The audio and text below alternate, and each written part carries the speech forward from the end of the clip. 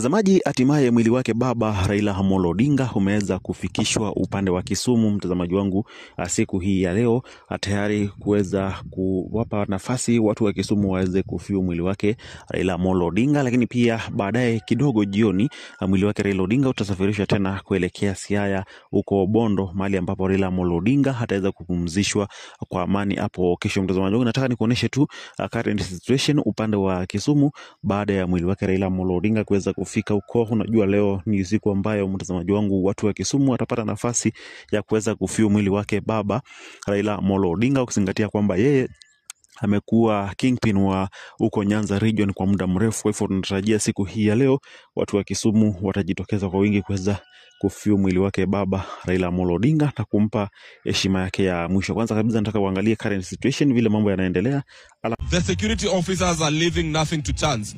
You can see how they've taken their position and of course having barricades so that no one in the terraces is able to access the grounds as we speak.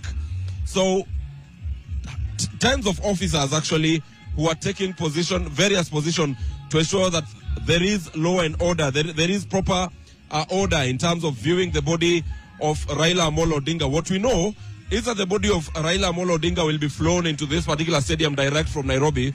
So it will be flown here to a position right behind the stadium.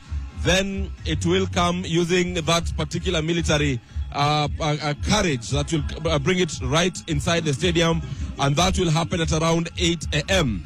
Family members will be accompanying the remains of Raila Amolo Odinga by the time the body comes, and they will sit here at the stadium for a while before they go back home to their Riat home here in Kisumu, awaiting 3 p.m. before they take the body now by road and head straight to Bondo area.